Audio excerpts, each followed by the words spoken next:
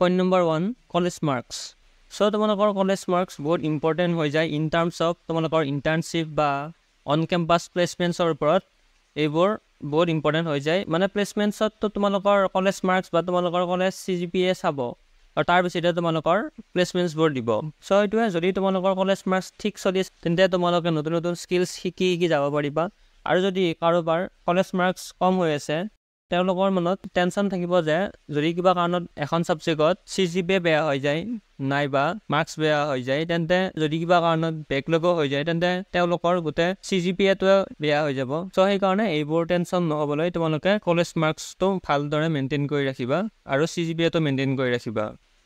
Point number 2, lack of planning. So, কলেজৰ exam যেতিয়া আহে যেনে mid semester exam বা end semester exam so এইখিনি সময়ত স্টুডেন্টছৰ বহুত stressful environment create হয় আৰু যদি আমি 15 মিনিট বহি কিনে প্ল্যান কৰি লও তেন্তে এক্সামটো ক্লিয়াৰ কৰাত বহুত সহায় হয় so ইয়াত মই প্ল্যানিং কৰা মানে তিনিটা পইণ্ট কৈছো প্ৰথম পইণ্টটো সিলেবাসত কি পঢ়িব লাগিব আৰু সেকেন্ড পইণ্টটো এই সিলেবাসটো কোৰ পৰা কমপ্লিট কৰিব লাগিব আৰু তৃতীয়তে এই সিলেবাসটো কেতিয়া কমপ্লিট কৰিব লাগিব so তোমালোকে ষ্ট্ৰেটেজিটো এনেকৈ কৰিবা যে তোমালোকে পঢ়িবলৈ স্টাৰ্ট কৰাৰ আগতে তোমালোকে নোটছবোৰ কালেক্ট কৰি লবা সো ক্লাसेस এটেন্ড কৰি থাকিলে তো তোমালোকে নোটছবোৰ তোমালোকে নিজে বনাবা আৰু যদি কোনো কিবা কাৰণত তোমালোকে ক্লাसेस এটেন্ড নকৰিলা তেন্তে তোমালোকৰ ক্লাছমেটছৰ পৰা নোট ল'ব পাৰা সো ক্লাसेस নোটছবোৰ চালে তোমালোকৰ এটা আইডিয়া হৈ যাব যে কোনবোৰ টপিকস পঢ়াই আছে আৰু কোনবোৰ টপিকসৰ পৰা তোমালোকৰ প্ৰশ্ন আহিব পাৰে এক্সামত সেইটো তোমালোকে গম পাই যাবা আৰু তাৰ পিছত তোমালোকৰ মিড সেমিষ্টাৰৰ এটা সপ্তাহ আগতে আৰু এণ্ড সেমিষ্টাৰৰ দুটা সপ্তাহ আগতে তোমালোকে লিষ্ট ডাউন কৰি লবা যে কোন দিনা কোনটো সাবজেক্ট পঢ়িব লাগে মানে প্ৰতিটো সাবজেক্ট তোমালোকৰ এক্সাম হোৱাৰ আগতে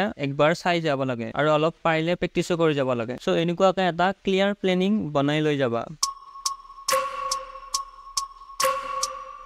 Academic mistakesৰ ভিতৰত তোমালোকৰ poor time management আহে এইটোটো তোমালোকক মই কৈয়ে দিলো তাৰ পিছত choosing wrong electives আহে so elective subjects টো বাছি লওতে তোমালোকৰ ইন্টাৰেষ্টৰ ওপৰত ল'বা কাৰণ ষ্টুডেন্টছ ওৰে সহজ এটা electives ল'ব বিচাৰে আৰু তাৰ পিছত সেই সহজ সাবজেক্টটোৱে সিহঁতৰ কাৰণে টাফ সাবজেক্ট হৈ যায় ইন্টাৰেষ্ট নথকাৰ কাৰণে so যাতে তোমালোকৰ elective subjects টো লওতে তোমালোকে সিনিয়ৰকো সুধিব পাৰা বা তোমালোকৰ প্ৰফেসৰকো সুধিব পাৰা so তাৰ ওপৰত বা তাৰ ইন্টাৰেষ্টতহে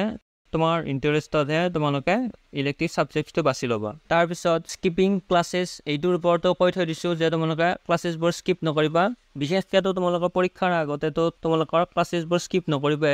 কাৰণ কলেজত এটা অ্যাটেন্ডেন্স পলিচিও থাকে সো অ্যাটেন্ডেন্স 75% অ্যাটেন্ডেন্স লাগিব তোমালোকৰ যদি প্লেসমেন্টছত বহিব খুজিছা বা কিছুমান কলেজে এনেকৈ ৰুল থাকে যে 75% অ্যাটেন্ডেন্স লাগে কলেজ প্লেসমেন্টছত বহিবলৈ সো এই কাৰণে তোমালোকে কলেজবোৰ স্কিপ নকৰিবা পাৰালৈকে ক্লাसेसবোৰ কৰিবা আৰু লাষ্টলি বেকলগস সো বেকলগস কোনো কাৰণতে হ'ব নিদিবা সো যদি বেকলগস হৈ যায় তেন্তে তোমালোকৰ প্লেসমেন্টৰ ওপৰত প্ৰবলেম হ'ব পাৰে আৰু যোনটো মই ব্ৰাঞ্চ ট্ৰান্সফাৰৰ কথা কৈ আছিলো ভাল CGPA লাগিব বুলিছো তাতেও বেকলগস থাকিলে ট্ৰান্সফাৰত অসুবিধা হ'ব পাৰে আৰু যদি বেকলগসৰ পৰা বাচিব ইচ্ছা তো তোমালোকে এইটোও কৰিব পাৰিবা যে সো বেকলগস নহবলৈ তোমালোকৰ ডেইলি কামখিনি কৰি যাবা আৰু পৰীক্ষাত তোমালোকৰ মাৰ্কস আহি যাব আৰু তাৰ পিছত তো বেকলগস অহাৰ কথাই নাই